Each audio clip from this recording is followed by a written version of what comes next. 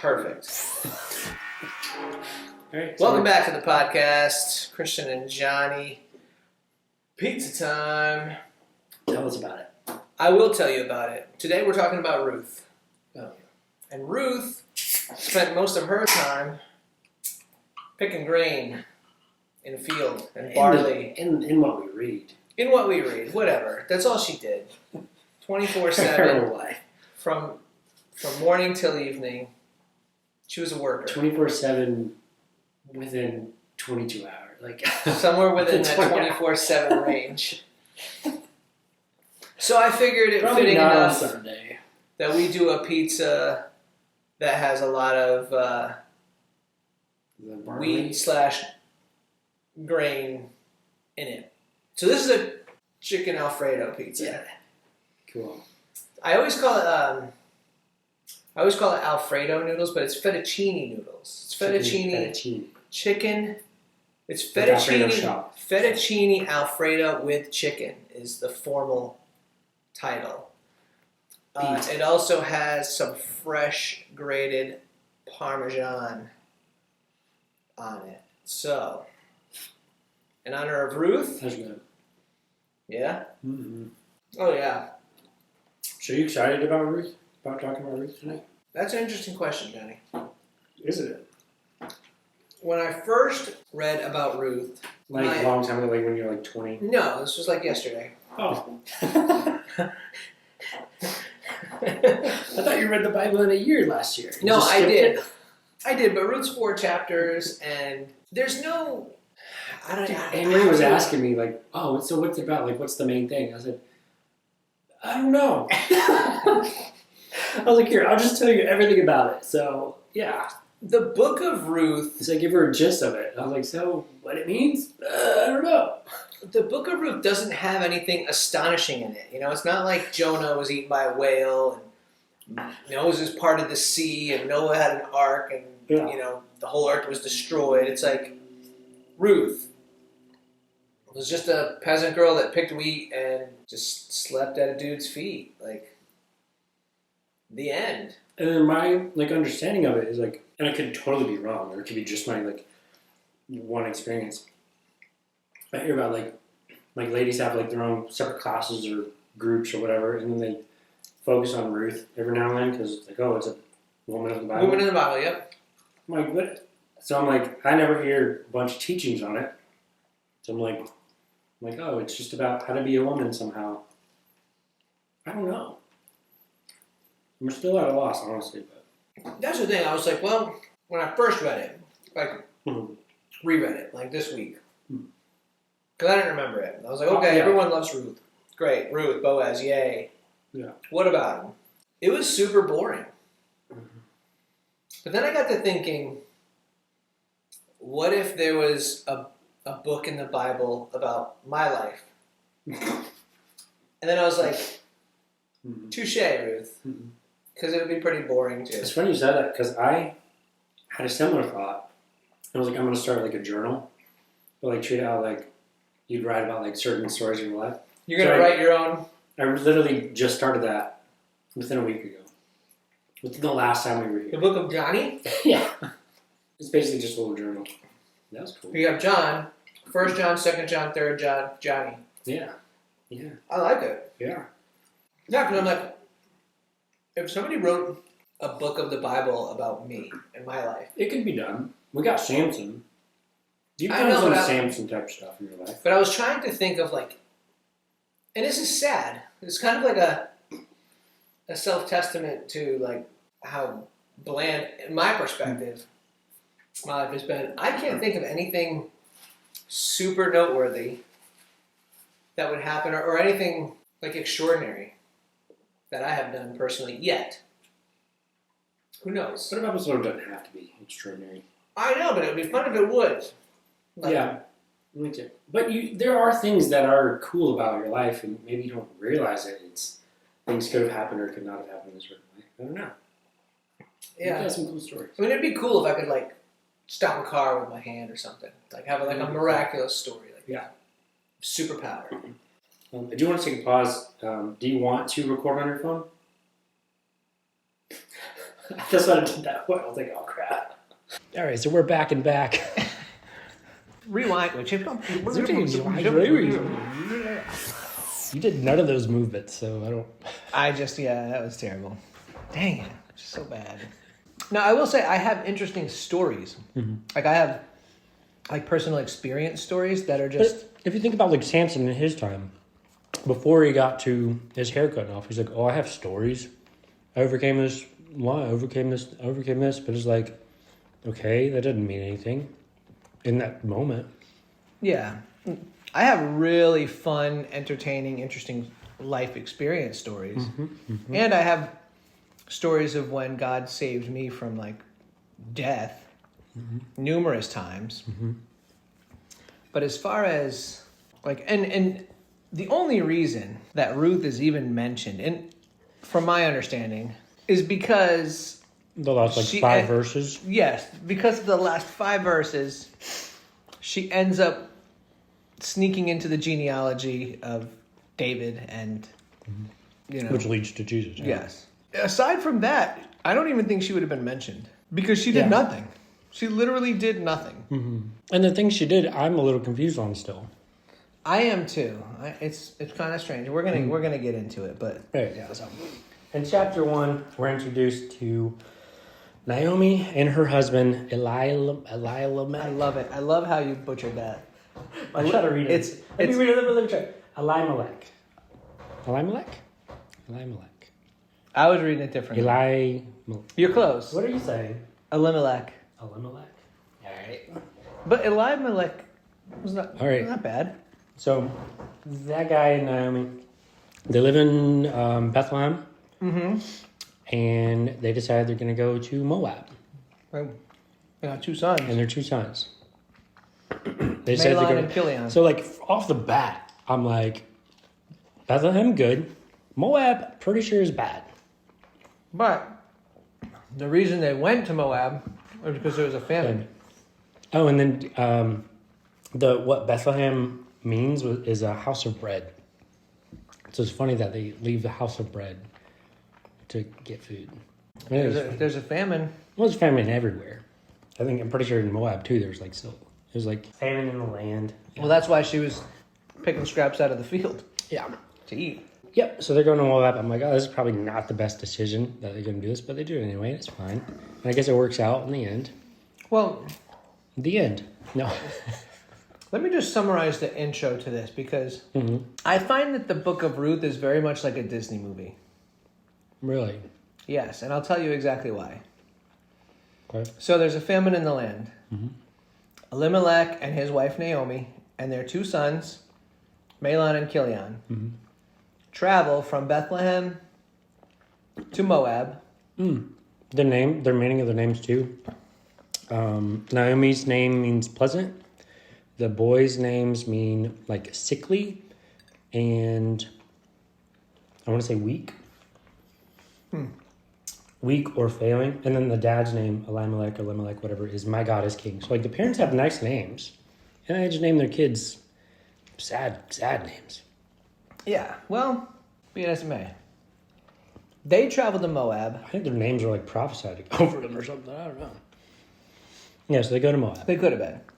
They go to Moab, and, you know, this big, happy, nice family, and Elimelech dies. Boom. Done. So Naomi has 2 sons by herself.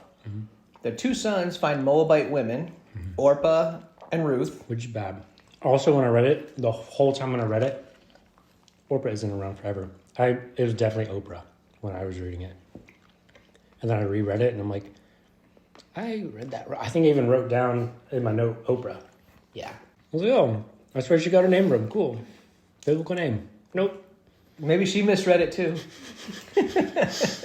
Yeah. Or her parents misread it. So it was embarrassing.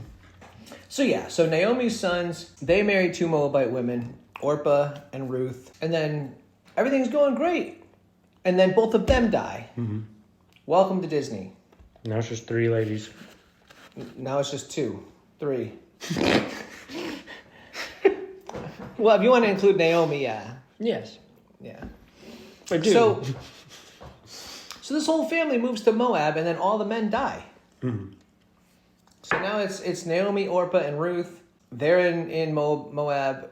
Naomi decides, there's food. They found out that God provided food for the people, so they're going to return home back to Bethlehem. So they start going back to Bethlehem, and then Naomi says to Orpah and Ruth, "You guys, why don't you just go back to your original homes, because there's no point in you being with me because my sons are dead, like your husbands are dead." And she kind of like mentions like you can find someone else. Yeah, go find someone else, because she's like, I can't even if I was pregnant today, what are you going to wait around? So they both are like, no, we're coming. And then she's like, why would you come?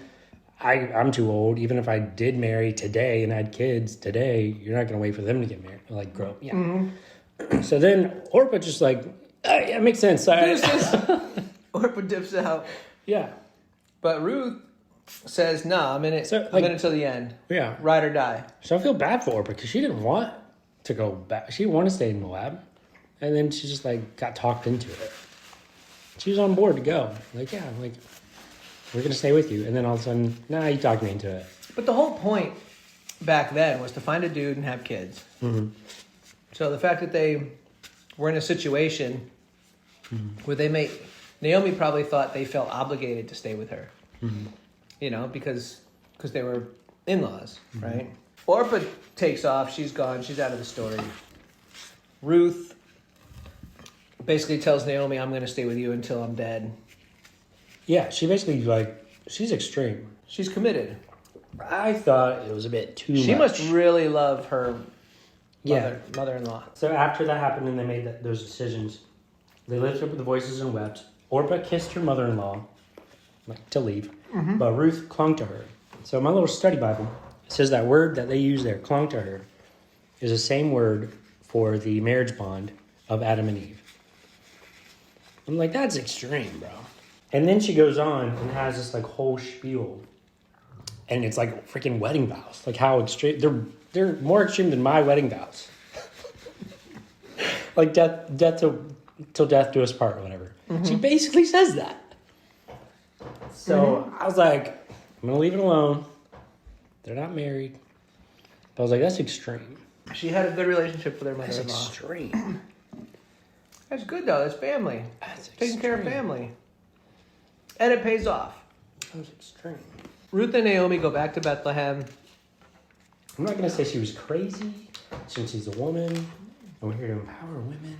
I don't think she was crazy. Wild. No, I don't think she's crazy. But that is extreme. I like to picture it as she's just... Hey, Naomi lost her husband. Ruth lost her husband. So she has a kinship with her there. So did Orpah. Yeah, but Orpah They're probably closer in age. Yeah, but Orpah was... She wanted kids more. Ruth still wants kids. She does. But anyway, they go back to Bethlehem. Ruth asks Naomi if she can go to the field. And this is during like barley and harvest time. Mm-hmm. Right at the beginning of harvest. So Ruth asks Naomi if she can go to the field. And then whoever she finds favor with, glean the scraps left over after they harvest.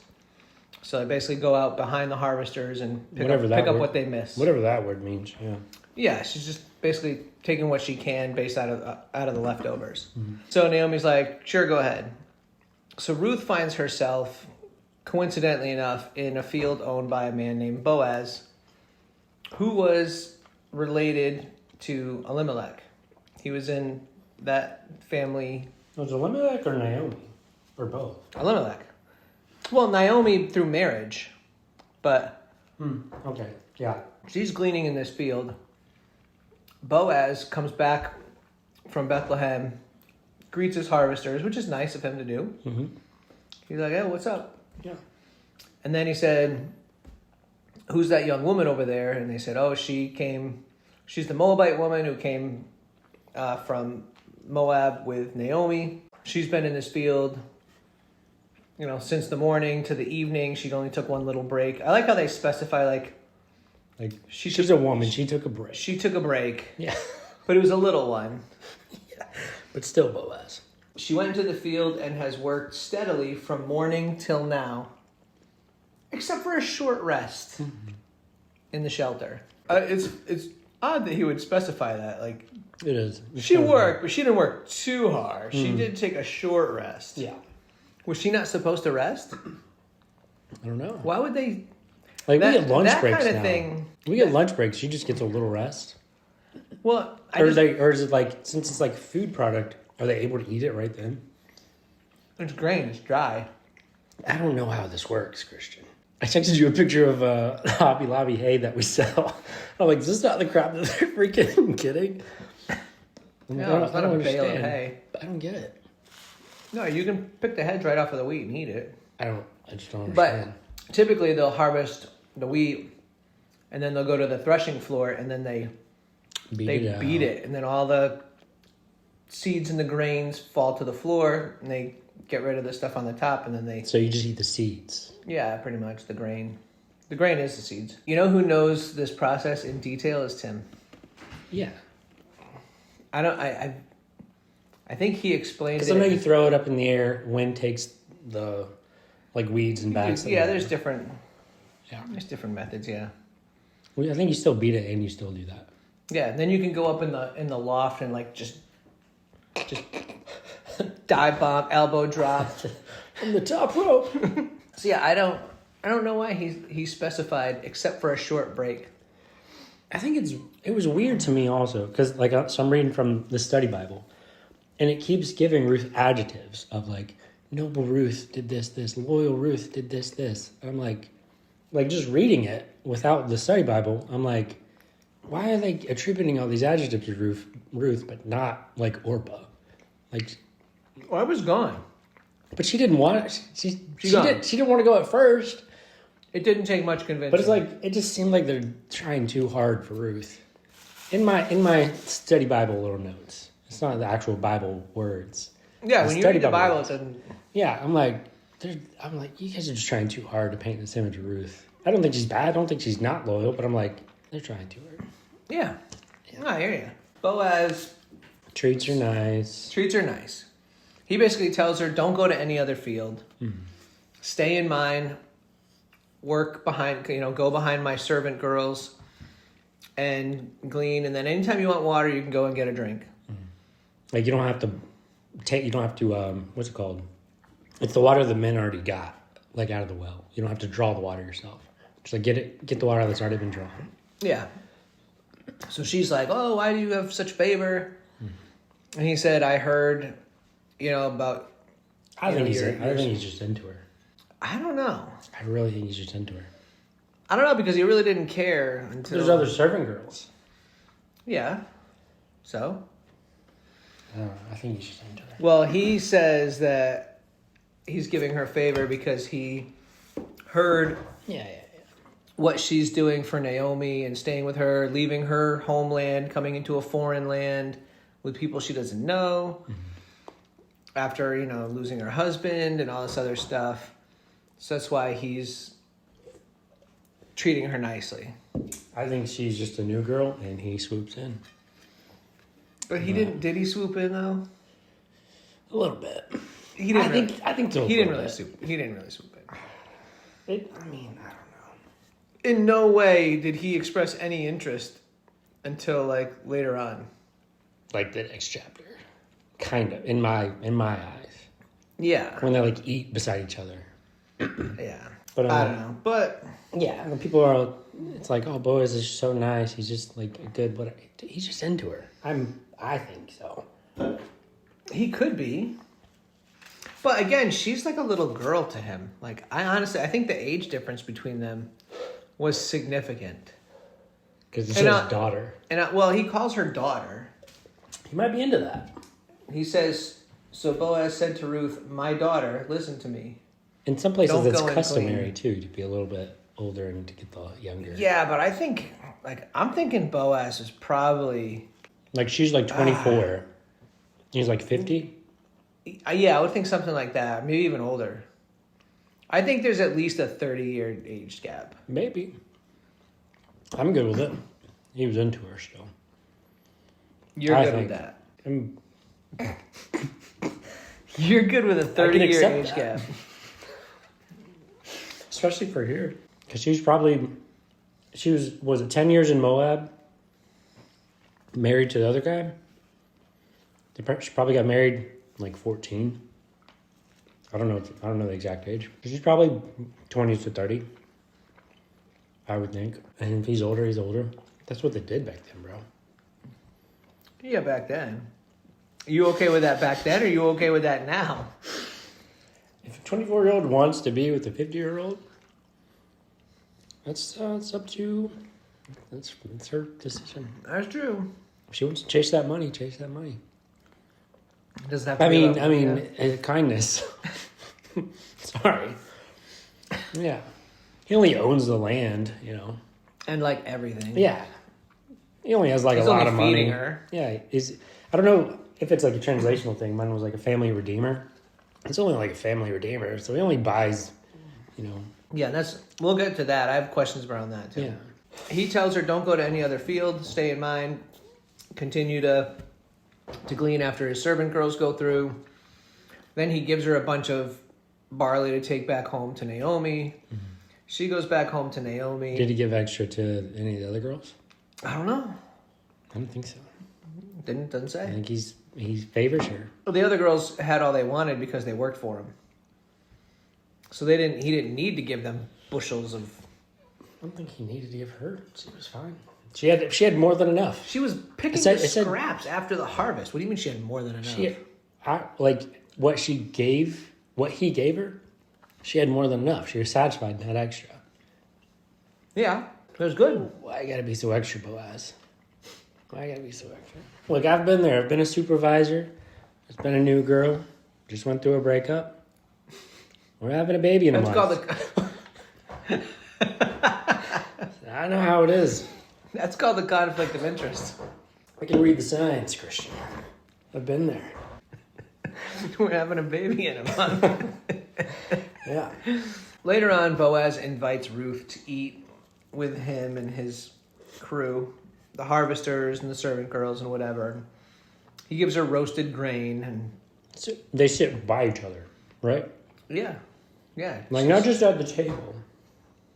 Next to each other? I thought so. Did I read it wrong? Probably. Verse 14.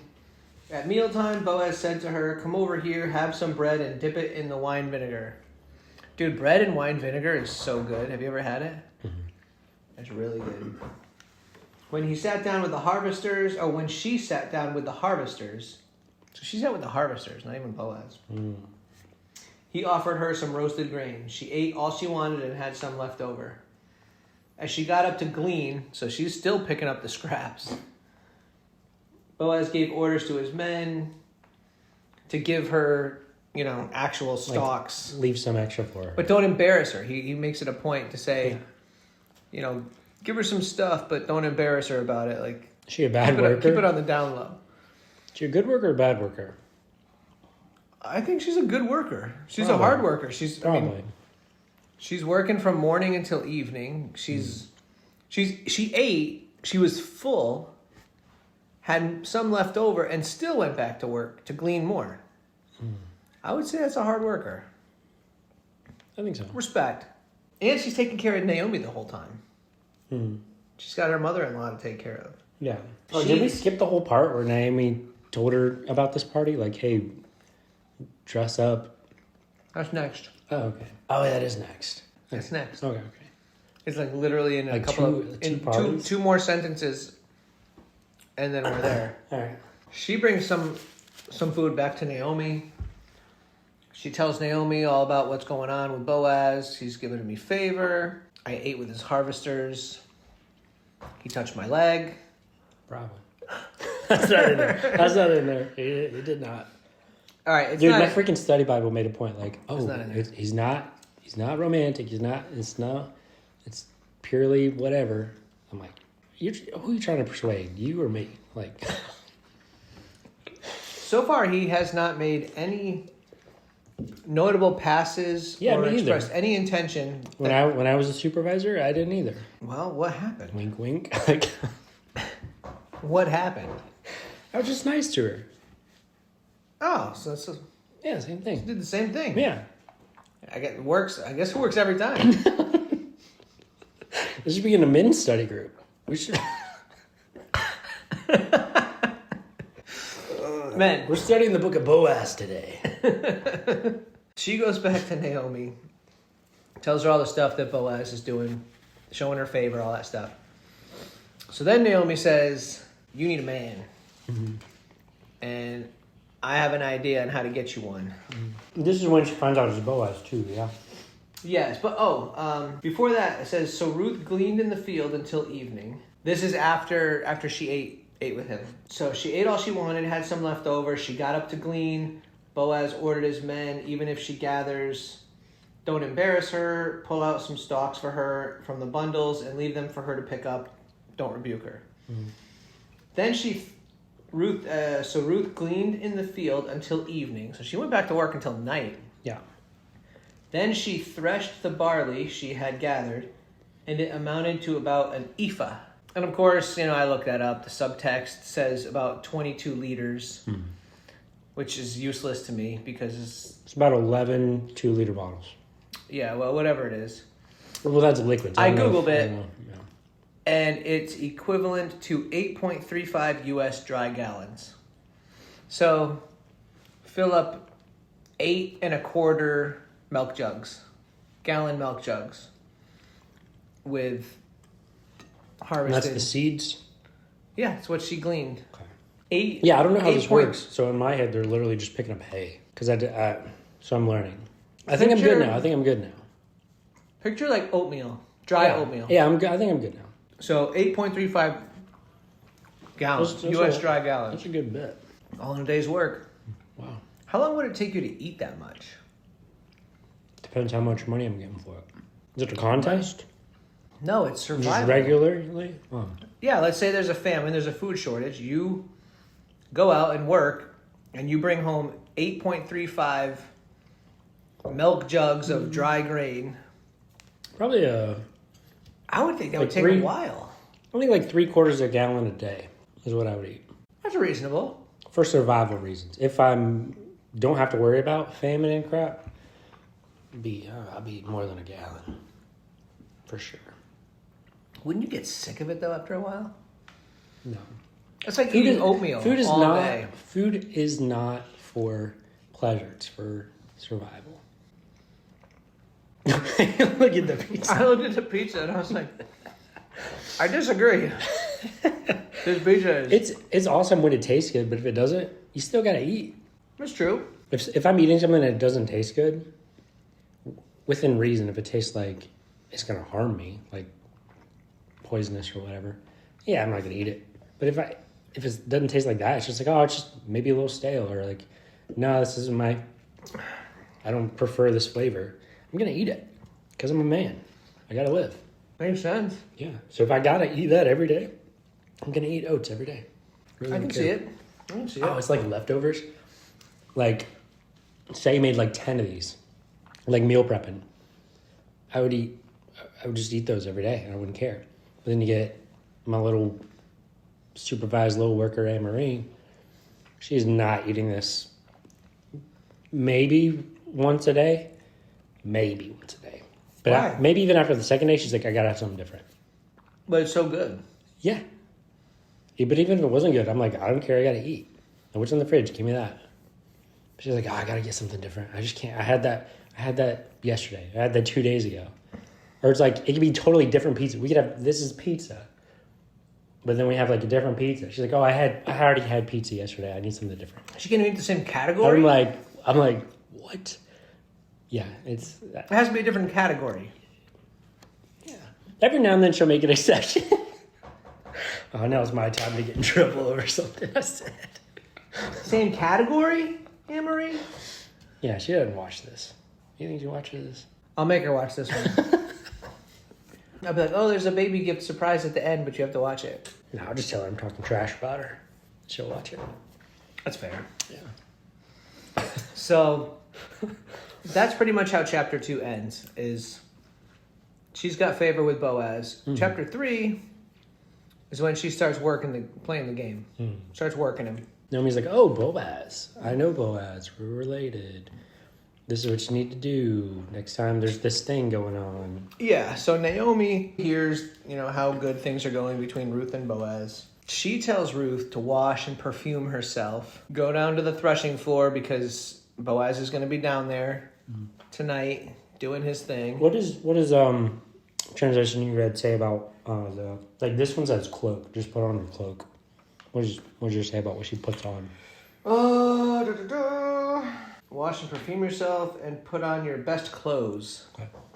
Then go down to the threshing floor, but don't let him know you are there until he has finished eating and drinking. So you gotta wait for the right time. Women, us men, you gotta get the right time. You gotta make sure we got the food and drink, and we're feeling happy. It's biblical. It is. It is. Dang it! I feel like I just let like one of the largest man secrets out. Like, I don't know if it's a secret. I mean, women have been playing men for like. It's not hard to do. Ever. No, it's pretty. You don't even have to do that. No. You can get rid of the perfume. You can definitely get rid of the cloak or the best You should clothes. still wash. You could. Yeah, it's men we're talking about here. It's, you know what? You don't even need to do that. Just whatever. Do whatever. I think there's, I don't know if it's studies or like a, whatever they're saying, like natural body odor, like pheromones and stuff, like the reason for it. No, bro. Right. If a woman came up to you and she smelled like BO. Every woman smells different. No, I'm saying like BO. Like if it was this woman, we'd have to cut the podcast off. I mean, perfume is nice though. It is. Isn't that funny? We're so hetero. We love the cutest, prettiest smelling things. What's wrong with that? I just think it's so funny.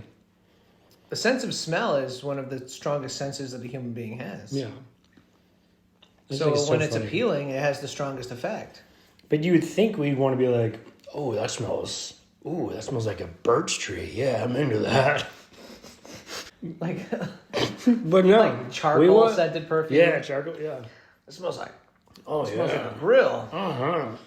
Sawdust. Flowers. Fresh cut grass. Nope, we want flowers, we want... No, perfume doesn't necessarily mean flowers. It doesn't, but it's still like along the same lines. It's on your Bible, right? You're good. This pizza's so good, though. Yeah, it's just like, basically, just go get dolled up, wait for the right time after he eats and drinks, and then it's like, uncover his feet and lie down.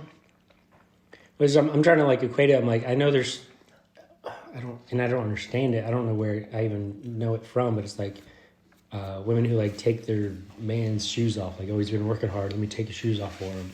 Like, I'm gonna take my own shoes off. I'm a man. Get out of here. But so I'm like, is it that? Is it just like, oh, you're asleep. Let me just take your shoes off. Like, is that what uncovering the feet is? If I came home and my wife took my shoes off because I was working like all day, you're working so hard. I don't know. That wouldn't do anything like for me. It'd be more awkward than it would be pleasing. I agree. I'd be like, what are you doing? What do you want? Yeah. Is that the equivalent? I don't know. I don't know. That's what I'm at. That's what. But Naomi tells her, go wash, perfume, put on your best clothes, wait until he's happy, and then when he falls asleep, go uncover his feet and lay down at his feet. So then here's this.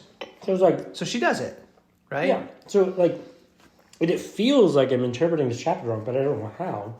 But it's like, I'm imagining these like, women's study groups. They're going over this. So it's like, okay, to find a husband, you're supposed to just dress up, get all dolled up, go to this party, wait for him to drink, Wait for him to drink. Crawl, sneak into bed, go to sleep. Actually sleep with, like not sleep with him, but sleep, like go to sleep with him. At his feet. Yeah. Am I, is that... I don't understand. You're saying that's what the Bible is teaching women how to get men? And in my brain, these women have these groups, studies. That's I'm like, what are they going over? What are they learning? I don't know. Boaz was sleeping apparently in a public space, right? It's like a haystack or something. Yeah, basically like in a barn, probably. Yeah. Right? So, I mean, most men now are not probably sleeping in a barn. They're in their house. So it's probably a private little room, though. I mean, if a chick put on perfume and washed and put on her best clothes and then broke into your house, yeah, and then you woke up in the middle of the night and there was a woman sleeping at your uncovered feet, yeah, How would you handle that? Like in your house. It happens nowadays. Am I this woman's supervisor? And I'm unmarried? Yes, let us pretend you are not married. You're in Boaz's shoes, okay? For a bit. But it's and modern. Then they're uncovered. But it's modern day. Mm-hmm. So you're in a house. Mm-hmm. You're in bed, in your private bedroom, living alone by yourself. You're single. Why wouldn't I be in a barn? You wake up in the middle of the night and there's a chick, like with perfume and nice clothes, sleeping at your uncovered feet. But I know her. You don't know her. Well, then it's not the same. You kind of do. Yeah. Well, at first he doesn't know her. Yes, that's what I'm saying. At first he doesn't know her. He's like, oh, who are you? So basically she does all this, just to kind of bring us back in. Ruth does all this.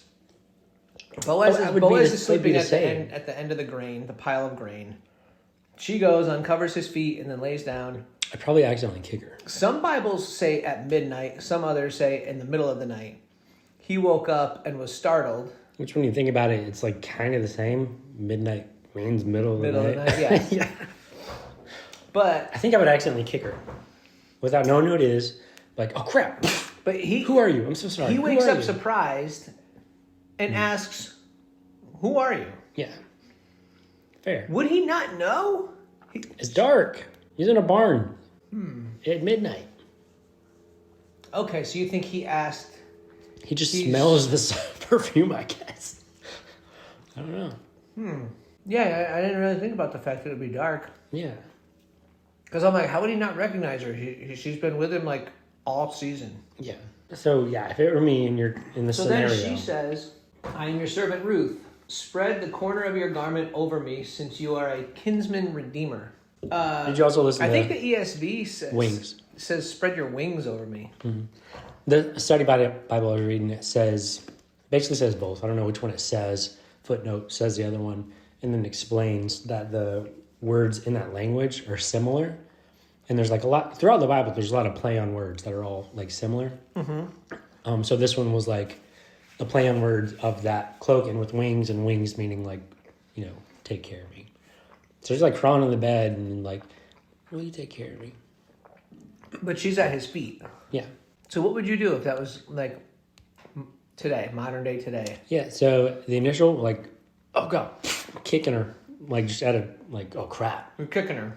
On act, I'm not wanting to. And then I'm like, who are you? Like he did. She might have got kicked and they just didn't write it. I don't know. Let's say she was like, because he knew her, right? Mm-hmm. She kind of worked for him. Mm-hmm. Let's say you hired her to like do your gardening. Mm-hmm. So you wake up in the middle of the night, and then this chick you hired to do your gardening is at your feet. Mm-hmm. You kick her.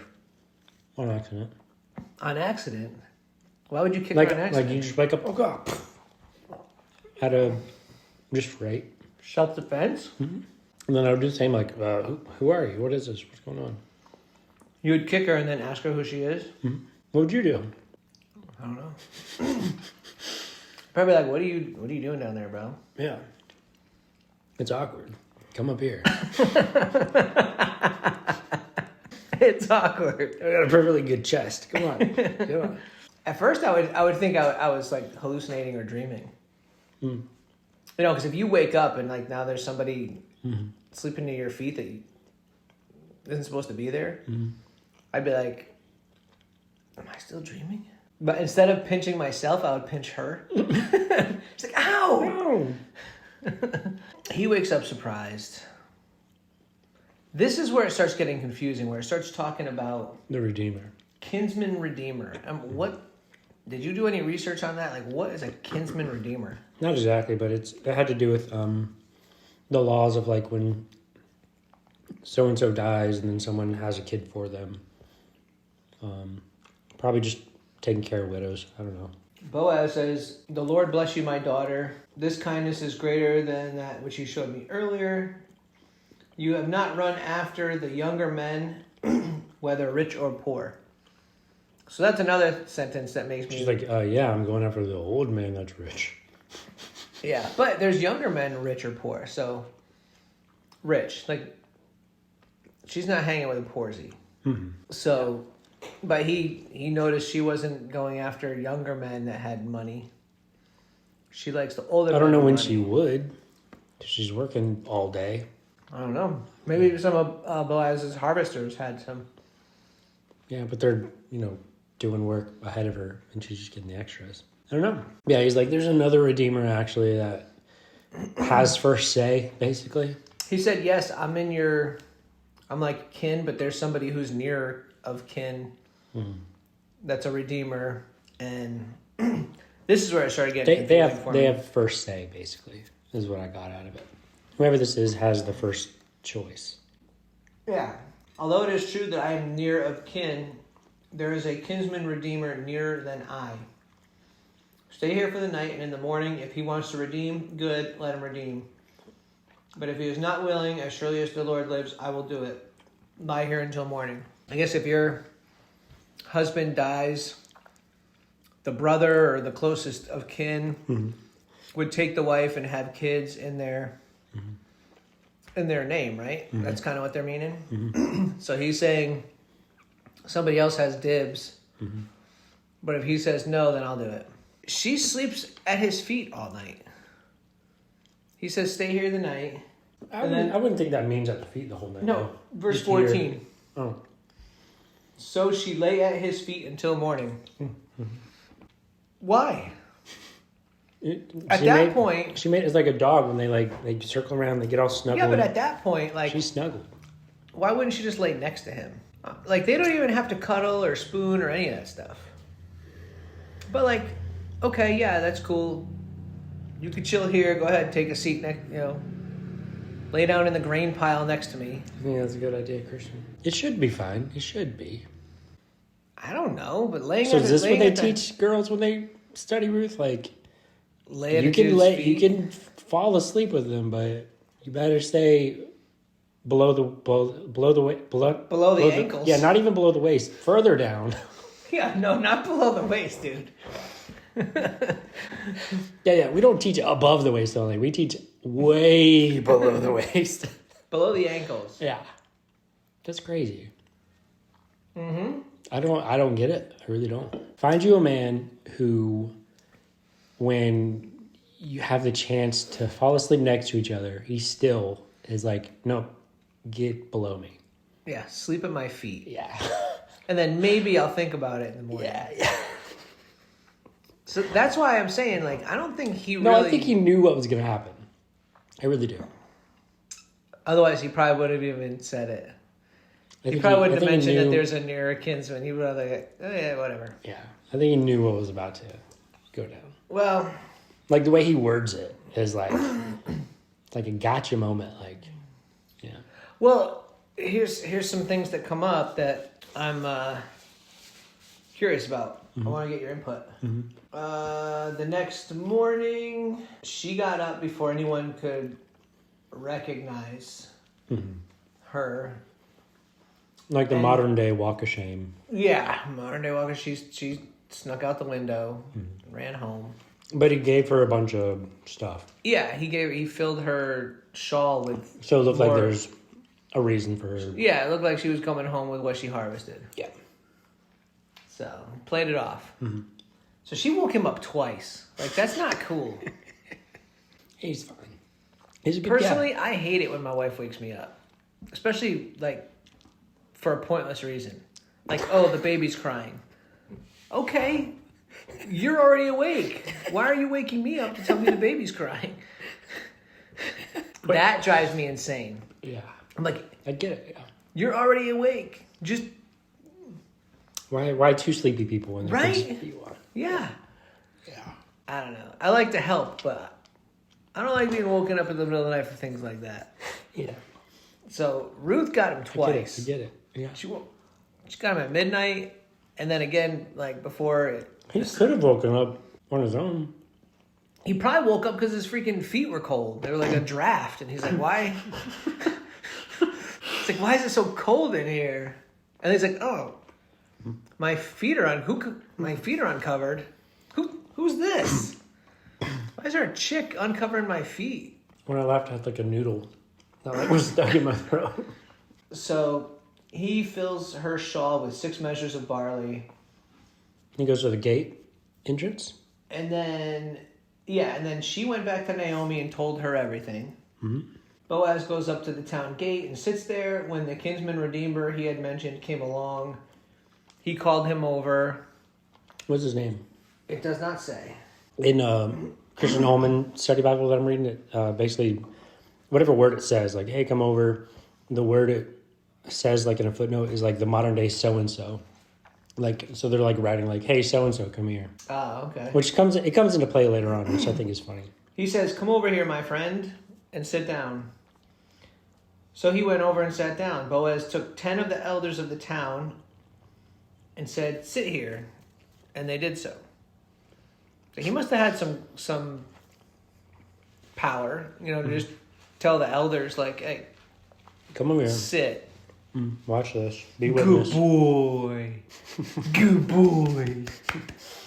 Then he said to the kinsman redeemer, Naomi, who has come back from Moab, is selling the piece of land that belonged to our brother Elimelech. I thought I should bring the matter to your attention and suggest that you buy it in the presence of these seated here and in the presence of the elders of my people. If you will redeem it, do so. He's like, sure. But if you will not, tell me so I will know, for no one has the right to do it except you, and I am next in line. And then Boaz says, I will redeem it, he said. Oh, no, the guy said, I will redeem it. Yeah, the guy's like, yeah, I'll do it. Naomi, sure. Then he talked him out of it. I was like, oh, also, by the way. Yeah. Then Boaz says, on the day you buy the land from Naomi and from Ruth, the Moabitess, you acquire the dead man's widow in order to maintain the name of the dead with his property. Mm-hmm. He's like, oh, no. At this, the kinsman redeemer said, then I cannot redeem it because I might endanger my own estate. Because it was Moabite. Because it was a no-no. That's what it was. Okay. Mm-hmm. You redeem it yourself. I cannot do it. So I think, to your point... He knew what was up. He knew he wouldn't do it. Yeah. I think... Yeah. I think he's playing it cool. He's making people think, oh, this isn't for romantic reasons. Yeah, it is, Boaz. If he won't do it, I'll do it. But I already know he won't do it. Yeah. The kinsman redeemer said to Boaz, buy it yourself. And he removed his sandal. So it says in earlier times in Israel, for the redemption and transfer of property to become final, one party took off his sandal and gave it to the other. Yeah, people were weird back then. This was the method of legalizing transactions in Israel. So did they just keep the sandal? I don't know. But it's funny they're saying, like, even before this period of time, that's what they used to do, so they still do it. Yeah. So they might not even know. They're just like, oh, my ancestors did it. This is what we do. Yeah. Then Boaz announced to the elders and all the people, today you are witnesses that I have bought from Naomi all the property of Elimelech, Kilion, and Mahlon. I have also acquired Ruth, the Moabitess, Mahlon's widow, as my wife, in order to maintain the name of the dead with his property, so that his name will not disappear from among his family or from the town records. Today you are witnesses. Then the elders said, we are witnesses. Basically give him a blessing. Yeah, and they're like, may your name be remembered, be famous in Bethlehem. So that's where it's funny, where the other guy isn't given a name, and it's specifically said in the footnotes of the word used as like a so-and-so, modern day translation similar to like, oh, so-and-so. Like, we don't know his name, so-and-so. So this guy is just forgotten. And then Boaz is now, he's obviously famous. We are talking about him right now. So I think it's funny. It's pretty cool. Yeah. So Boaz took Ruth, and she became his wife. What's your Bible say in verse 13? You know what it says. I read it, and I was like, oh, buddy. Tell me what it says. You know what it says. Mine went PG. I know. You have the PG version. Then he went to her. Mm-hmm. He went to her. Yours, I think, has in. Yeah, I know. What verse is it? 13. So Boaz took Ruth, and she became his wife, and he went in to her. Yeah. Yep, you knew it said that. See, mine says he went to her. It's just like, oh, hey. Okay, what's up? Yeah. High five. We're and married. The Lord enabled her to conceive. So another immaculate conception. Nope, because he went into her. Well, she gave birth to a son, and that son's name was Obed. Mm-hmm. And thus continued the genealogy. Well, then they give Obed to Naomi, yeah? Or is Naomi just her? No, Naomi's like 900 years old. What do they do? They mention her. Well, not like to watch over him, not... Oh. Yeah, then the women said to Naomi, "Praise be to the Lord, who this day has not left you without a kinsman redeemer. May he become famous throughout Israel. He will renew your life and sustain you in your old age. For your daughter-in-law, who loves you and who is better to you than 7 sons, has given him birth." Then Naomi took the child, laid him in her lap, and cared for him. The women living there said, "Naomi has a son." So they give the son to Naomi, right? They just give him away? Like, so they had that baby for Naomi, right? Apparently. I didn't catch that. That just threw me off. I thought they just let her, like, babysit. Yeah, I'm slightly confused. So they have a baby and they just give it away? Yeah.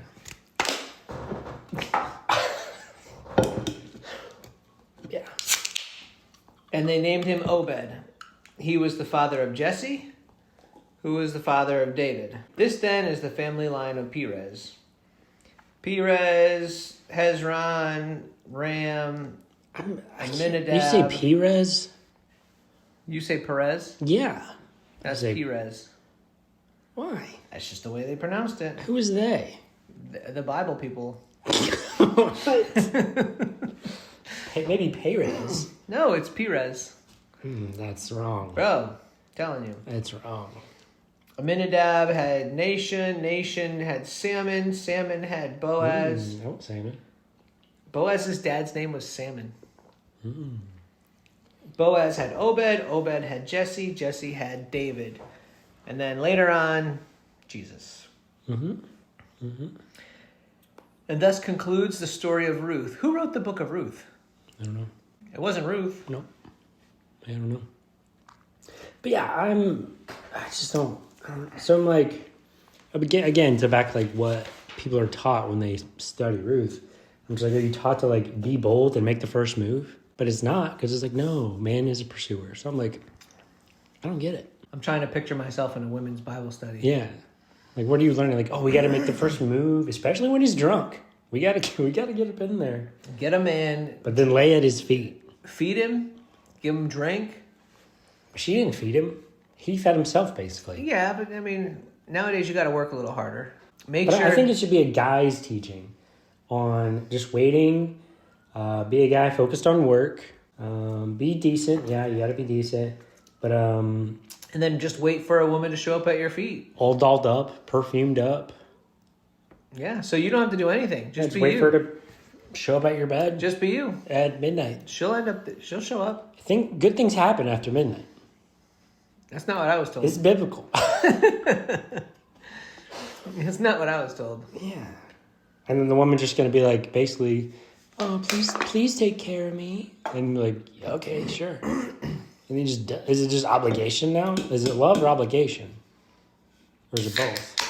I mean, she was like a little kid, though. Well, no, because by then she's probably... Yeah. But And still. then at the same, then it's like, so I'm thinking about now, I'm like, that's the teachings of what you would teach a man, do all this stuff. And it's also like, continue to be nice, don't be selfish, have a kid for another woman. Why would they give the kid to Naomi? Because she's also a widow. And then she can't have kids now. And then Ruth is Naomi's, kind of. Part of Ruth's weird vows. So did Ruth have another one then? I would also mention that like Ruth like leaves her father and mother, which I'm also like, that's freaking marriage. You think Orpah had a kid? What do I have in Orpah? Yeah, eventually I think so. What if she didn't? What if she like jumped ship and then Ruth ended up having the kid? That'd be so sad. Poor Oprah. That's what happens Orpah. that's what happens when you jump ship early. She got talked into it. She didn't even want to. It didn't take much convincing. So in buying this inheritance and doing this for the dead guys, because I'm also It's assuming. not bad. Wild berry, red bull. I think I've had it once. It's too sweet for me. So I'm thinking I like it. they have this kid for Naomi. They're probably going to try to have a kid for Ruth too, maybe. I would think so. But I'm like, so if you're doing it for these dead guys, is that like modern day, like, I'm trying to think modern day. I don't know what you do. Like, oh, this person's... You don't do any So of this that. person's a widow. They have this last name of this other guy. I'm going to marry you. Do I take that last name too? Like, how do I modernize this? Modern day, no one cares. Your husband dies, you're on your own. Should we care? That's what I'm trying to make this make sense in some way.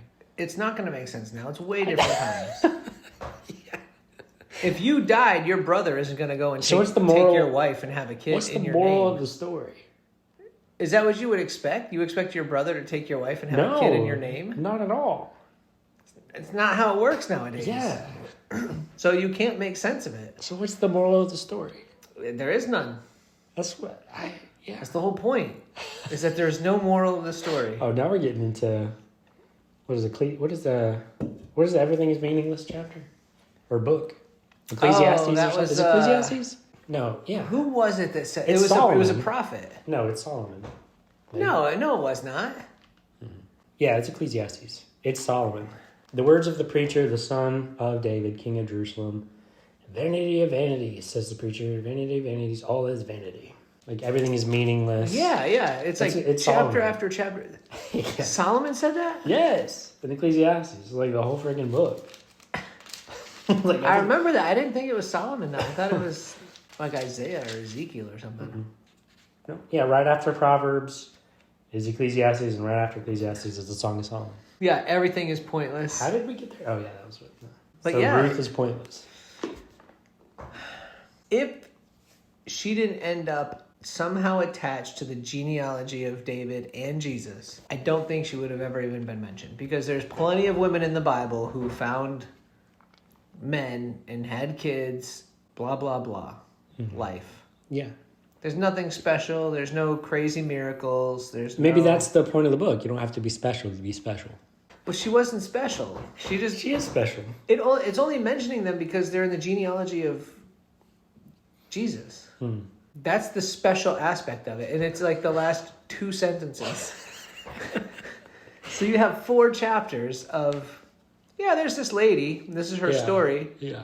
And oh, by the way, her son is, one of the forefathers of Jesus. Do you think that, how do I word this in like a proper way?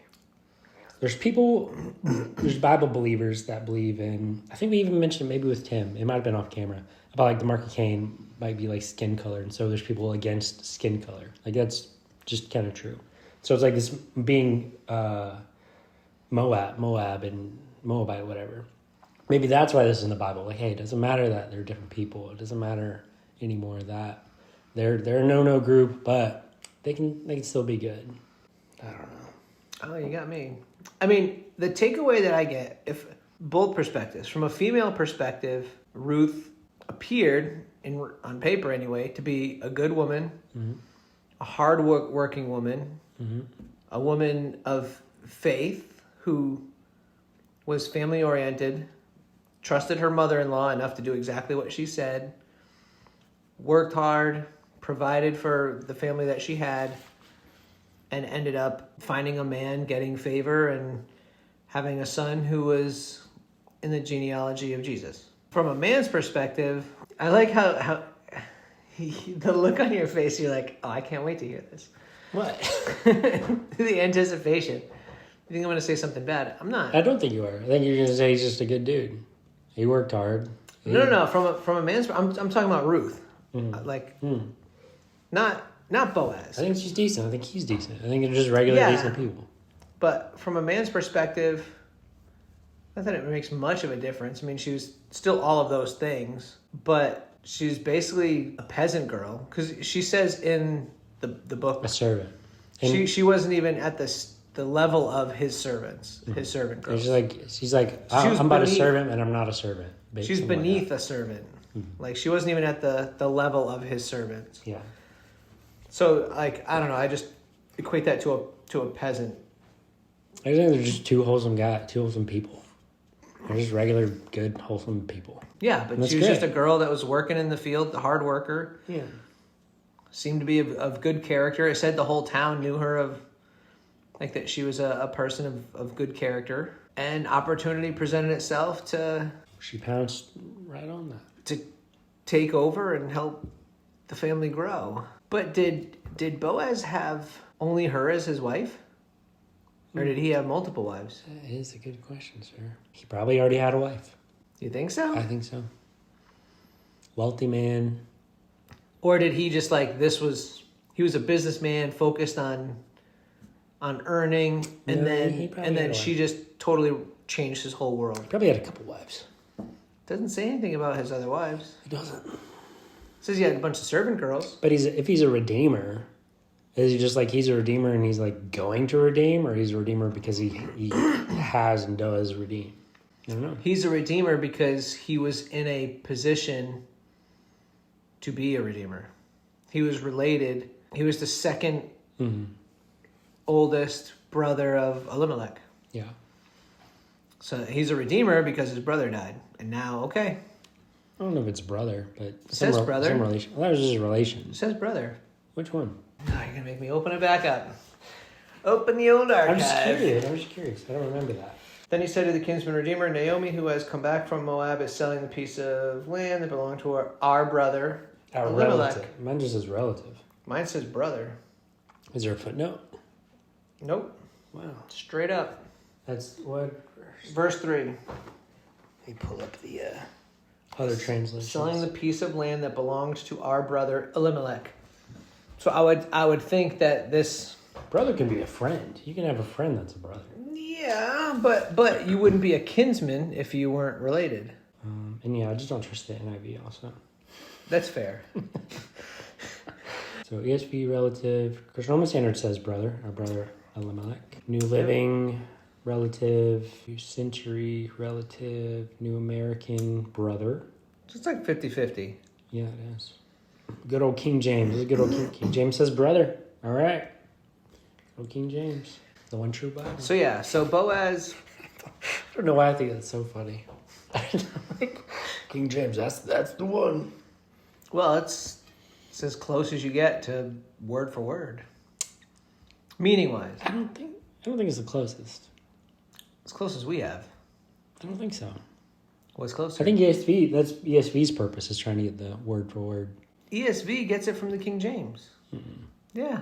No, they go to the source that the King James went to also. The Dead Sea Scrolls and the Septuagint. And yes, it's all the same stuff. I agree. So that's my point, is they're getting it from... If you go to the source and you translate it and you're both doing it word for word, then it's like, you can't say, oh, this one's the number one, because they went to the source. It's like, okay, this one's also going to the source. It's like... I just think it's funny, people that are hardcore King James.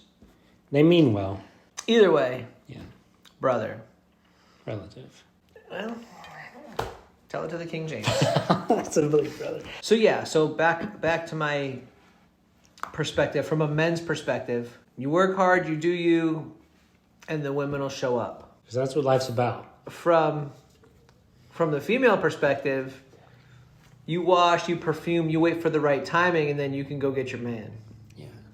That's backwards, though. It's We're not perfect. taught that, but that's backwards. We're taught men are supposed to pursue, women are supposed to be pursued. When did we flip So it? it's backwards. Yeah, and so I'm like, how did we... I'm just so confused how... Maybe I'm wrong and women don't even have these classes on Ruth. Because I'm just confused. I for sure know that they're taught to be pursued. But then if they have these classes on Ruth... What classes? It's backwards. There's just general Bible studies. Yeah. People. But they'll focus more like, oh, our women's group, we're focusing on Ruth. Oh, our men's group, we're going to go grill out. And we're going to maybe pray. We're going to focus on Goliath. We're going to focus on David and his three nobody buddies. does a Bible story on Boaz. Like, nobody does. No, that's what I'm saying. They have women. They do Esther also. Esther was way different. Yeah, I don't remember, but Esther was no joke. Esther saved her entire people. it's pretty cool. Ruth harvested grain and slept at Boaz's feet. But helped make an offspring down to the lineage of someone who saves every people. I can't argue that. I can't argue that. Yeah. Ruth's got you beat. Esther, sorry. Yeah, but Ruth didn't do it. It's funny if we ever do Esther and then we read Esther also like produces some lineage and we're like, oh crap. I don't know. No, Esther wasn't in it. Esther's a good story. I'm trying to think of like the women of the Bible. I mean, Eve, Esther, Ruth, Sarah, Mary. Sarai. Yeah. Mary and Martha, Tamar, Hagar. Yeah, but ones with like a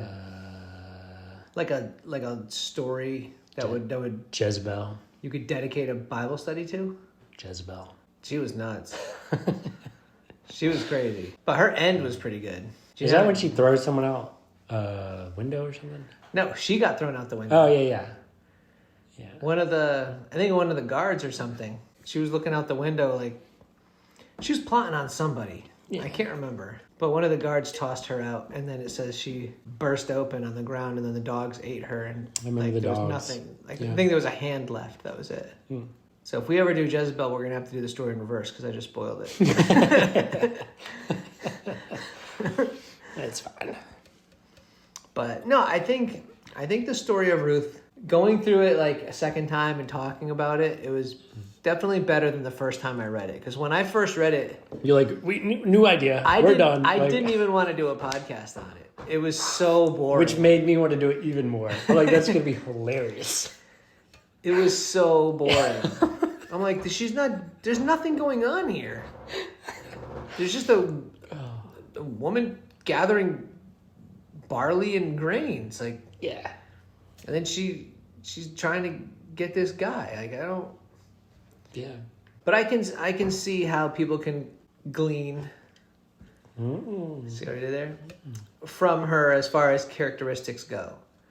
Because the characteristics she had were ones that a good woman would want to have. But I don't think she worked a lot though. Yeah, but I feel like she must have been in the medical field because she was working like morning to evening. Yeah. Well, what time of year was this? When is the harvest? Harvest. Is that when the sun Fall, dude. So the days are a little bit shorter? I don't know if they had daylight savings. We're midsummer right now. No, we're not midsummer. I don't know if they had daylight savings back then. It doesn't matter. The sun is up the same amount of time with or without daylight savings. I know that, but... So in the summer, the sun is out longer. Harvest. But the sun is up longer, so then evening and morning are different times of the... You know what I'm saying? No, I know. If they had clocks, which they don't, they just have a sundial. If they had like clocks like we do, their morning would be at a different time. So they never had daylight savings. So they were just, they Correct. get up when the sun gets up and they go back when the sun goes down. Yeah, they thought... That's what I'm saying. So they're like in the midwinter, like, man, the sun's going down early. Wow, it's already, 8 o'clock, but it's really, they don't have the time. There's only like 20 hours in the day in the winter, and there's like 28 hours in the day in the summer. I don't know. That's confusing. It's way off what I just did, but it's exaggerating to make a point. I don't know what point you were trying to make.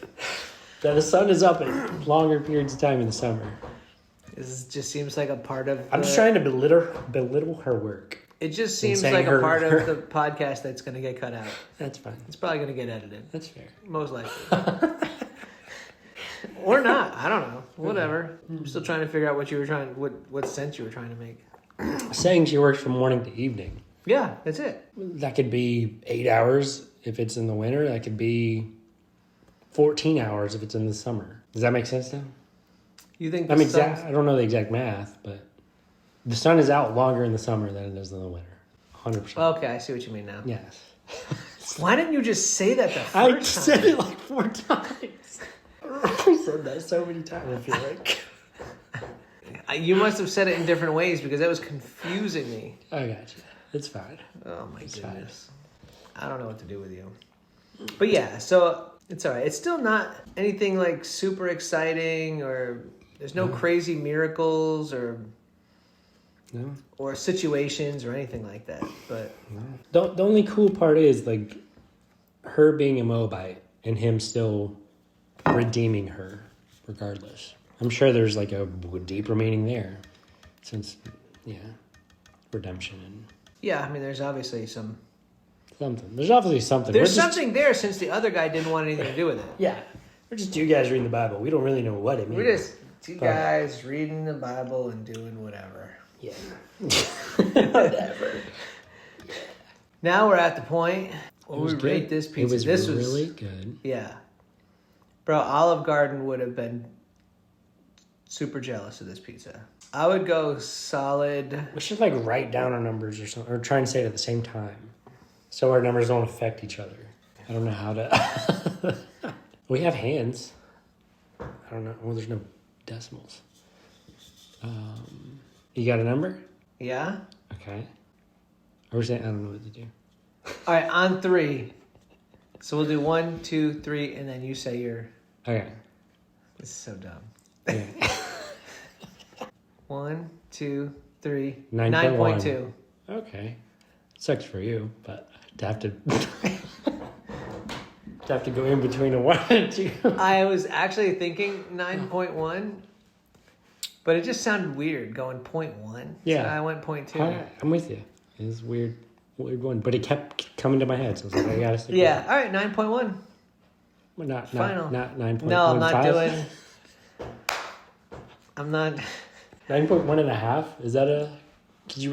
Yeah, 9.15. 9.1.5. 9.15. 9.91. Fettuccine Alfredo with chicken. I was trying to think of, because then a lot of times you ask me how to make it better, and the only thing I can think of, and again, I like the crust, but if the crust was nothing but cheese, just straight cheese, maybe that would be it. This wouldn't be pizza then. It'd be a pile of cheese. It'd be like a taco bowl. You can make the cheese hard to where you can still pick it up. It'd be a pasta bowl. With cheese. Why crust. What is your hatred I'm only of crust? 0.1. I don't hate it. I just said it. You're good. Every single pizza we make, and by we I mean I. No. You don't like the crust. No, You're like, I do like the crust. I wish there was no crust. I I wish the the crust. crust was cheese. I wish the crust was all toppings. I wish there was no crust. I don't think I've. I wish this pizza wasn't pizza. It's the only thing I would change. I haven't said any of those. None of those I've said, except this one time I said the crust should be cheese. How am I supposed to make a crust out You of can't, cheese? and that's okay. I was only 0.1 off of yours, so we're almost in agreement. Still, it's still really good. But if you were gonna ask me that and I had to have an answer, that would be the only way to raise the number for me, I think. but if it would be too much. Like, what kind of cheese would you even want? Cheese. Like a block of Parmesan? Not Parmesan. That'd be too sharp. Yeah, not Parmesan. Mozzarella would be too chewy. Gouda really wouldn't go. Brie, I don't know who that is. it's too soft. You I'm tell not me. an expert. I don't know. Cheese is cheese. Obviously not. But I don't know what the other ones are. I think maybe mozzarella. I don't know. Or if there was a way to make it like queso. A liquid pizza? Like queso, but solid queso. Frozen queso. I don't know. I don't know how The you would only make way it. to make I don't queso know. solid is to freeze it. Or like queso infused. Queso is literally crust. liquid cheese. It's like saying, But what kind of cheese? I want this crust made out of nacho cheese. What kind of? It's not nacho cheese. What is queso cheese? What Queso is queso. But it just happens to be... Like what kind of cheese is it? It's a specific kind of cheese. Or it's mixed with something. Obviously. I don't know. It's good. It's a Mexican secret. That's the... Oh, dude. I love Mexican food. You can have Yeah. a Mexican pizza one day. Are there any Mexican characters in the Bible? We can find one that sounds Mexican. Jesus? I think I've read that in the Bible. Jesus. Oh, yeah. He's got a couple chapters back here.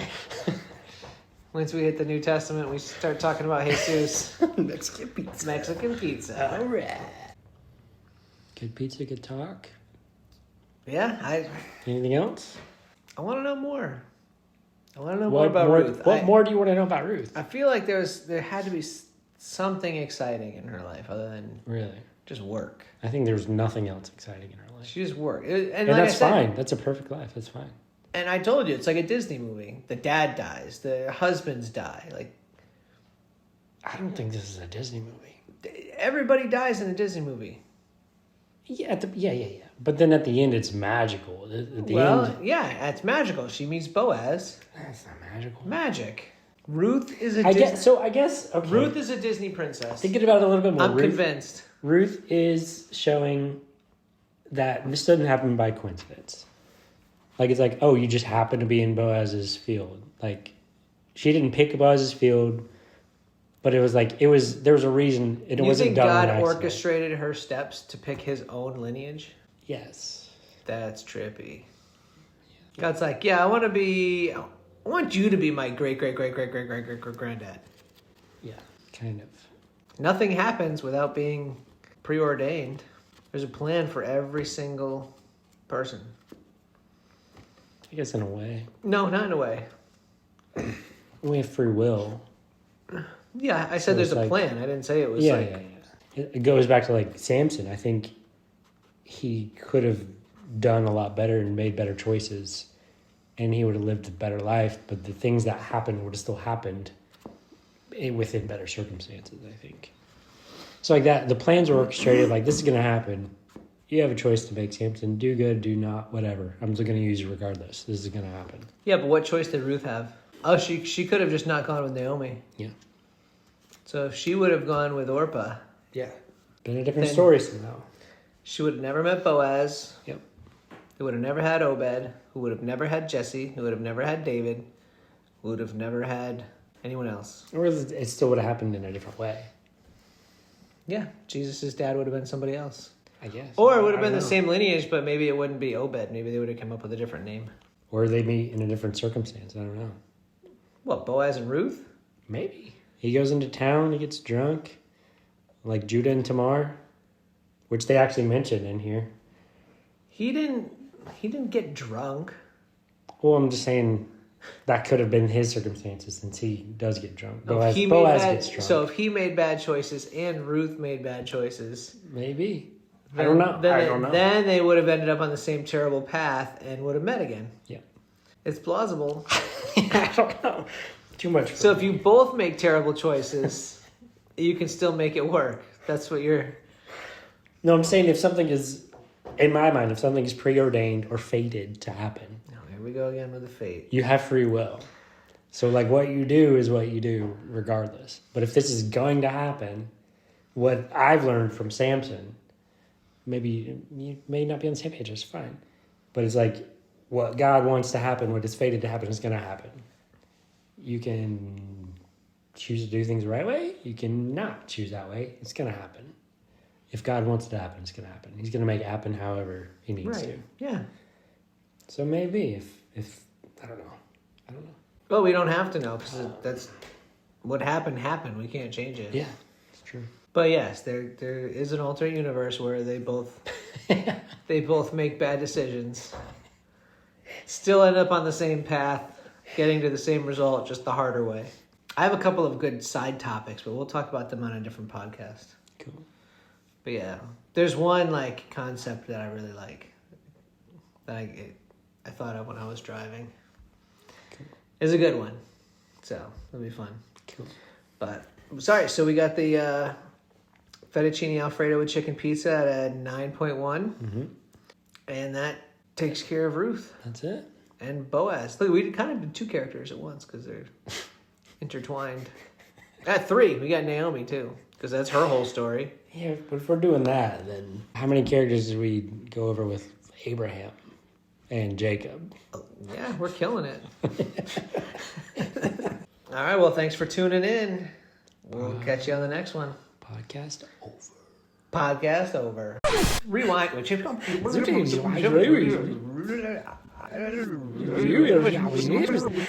Now we're